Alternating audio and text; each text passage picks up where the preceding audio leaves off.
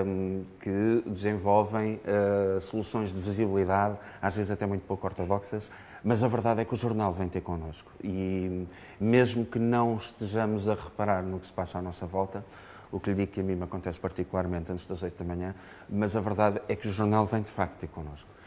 E é um triunfo, de facto, da distribuição. Estava a falar há pouco da concorrência que existe, nomeadamente a nível de gratuitos, e sabendo nós que o vosso modelo de negócio recai muito na publicidade que é injetada no vosso jornal e também de outros tipos de ações que são feitas, que já vemos aí algumas ações na rua, em que algumas marcas se associam no momento da distribuição. Mas aqui a minha pergunta é, há espaço para tanto jornal gratuito hoje em dia? Nós temos uma perspectiva muito construtiva sobre o volume de gratuitos que está a surgir em Portugal. Portugal é dos países mais competitivos, a par da Dinamarca e da Holanda, onde existem 4 diários gratuitos, tal como aqui em Portugal. Esta concorrência que existe em Portugal é sintomática de como a concorrência pode favorecer um produto. No caso do Metro, o Metro, quando surgiu, estava sozinho enquanto diário, e estamos a falar em algo que aconteceu há apenas 3 anos. Surgiu um segundo gratuito, que era semanário, passou a diário, e no último ano surgiram mais 2.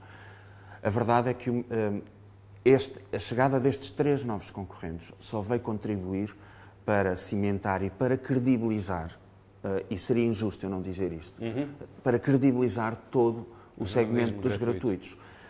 E veio credibilizar um segmento onde nós somos líderes.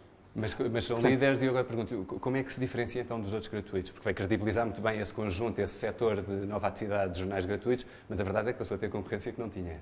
Precisamente. O desafio do gratuito, o desafio de um jornal pago são as vendas em banca.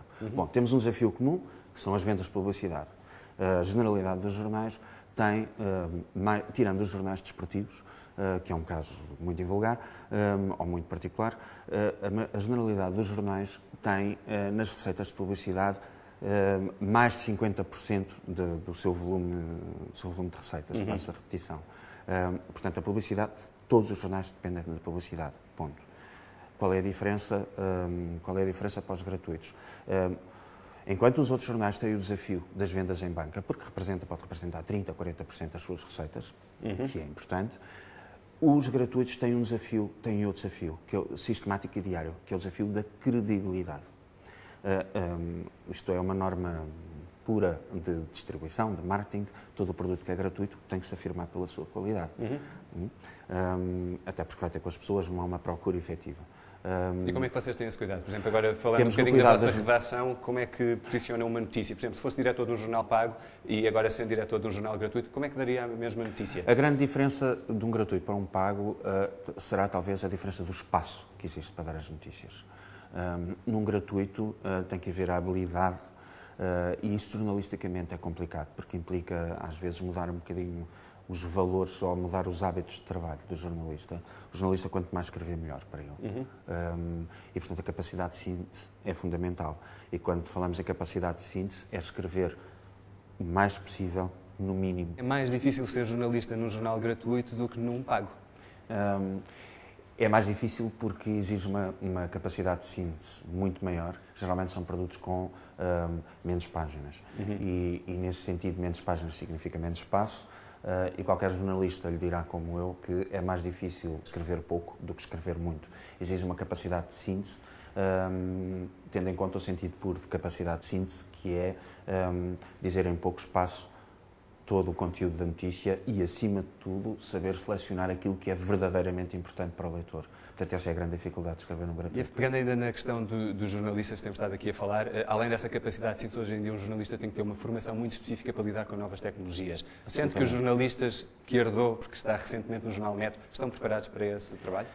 Tenho uma enorme vantagem no Jornal Metro. Além de serem todos eles jornalistas com uma grande qualidade editorial, são jornalistas da geração ETEC, na verdade. São jornalistas quase todos eles, eu diria que todos eles, sub-30, nasceram... já nesta nova onda de tecnologias, não é? Vamos ver, cresceram já com a internet e por isso tudo isto facilita muito mais essa interação com os novos meios de comunicação. Posso lhe dar um exemplo: eu tenho jornalistas que comunicam com a paginação ou com a nossa delegação do Porto, não é por telefone nem por mail, é por Messenger. Portanto, a primeira coisa que fazem é ligar o seu Messenger e utilizar esse Messenger como ferramenta de trabalho. Como ferramenta de trabalho. E isto eu nunca tinha visto em jornal nenhum. E eles usam-no como ferramenta de trabalho. Portanto, no princípio estranhei o Messenger. Logo. Normalmente as pessoas utilizam o Messenger para falar com os amigos, mas aí é utilizado exclusivamente. Nesta edição que filmámos para este programa, que foi uma edição um bocado atípica, porque houve recursos gráficos que foram implementados, diferentes da generalidade das edições, inclusivamente houve textos que eram transmitidos para a paginação por Messenger, porque de facto é uma ferramenta que está-lhes no sangue já. E como é que se sentem esses jornalistas e como é que se sente o Luís, no meio de tanta tecnologia, acabar por pôr na rua papel? O papel é um suporte para o qual ainda não existe, na verdade, uma alternativa real, uma alternativa pura para um hábito de leitura do jornal. Vamos lá ver. O jornal continua a ser ao papel de jornal, ao jornal impresso em papel, porque há jornais noutros suportes, internet, etc. E estão a crescer. Sim, hoje estamos a falar concretamente de um caso de papel. Este suporte ainda é o suporte mais portátil, ainda é o suporte mais prático. Eu não concebo, acho que nenhum de nós concebe, estar a ler o jornal enquanto espera pelo autocarro ou no carro, abrindo o portátil, ligando ao wireless, whatever. Não existe, de facto, ainda uma alternativa para... Tem-se falado muito naqueles ecrãs maleáveis que começam a surgir. Acha que o futuro vai passar por aí? No futuro deixaremos o teu papel? Claramente passar por aí. Eu acho que nós, nestes últimos, para fazer aqui um intervalo da minha carreira, nestes últimos 21 anos, nós assistimos a tantas mudanças e tão rápidas, e depois tudo isto é exponencial. A tecnologia vai-nos criando condições para avançarmos cada vez mais rápido. Sei lá, há 10 anos ou há 15 anos não concebíamos um iPod tal como ele é hoje em dia e, acima de tudo, com o preço que ele tem. E esses ecrãs maleáveis... Quando o custo for viável para as pessoas... Quando o custo for viável, e será certamente rápido, eu acredito que, a prazo, trocar-se-á o suporte. Mas isso não significa que se extinga o jornal. Não é? Muda o suporte, a forma de chegar às pessoas. Exatamente. Pegando ainda um bocadinho na questão do papel, como é que vocês, com essa tiragem de quase 190 mil exemplares diariamente, mais edições extras, portanto estamos a falar de milhões ao longo de um ano, gerem os custos ambientais?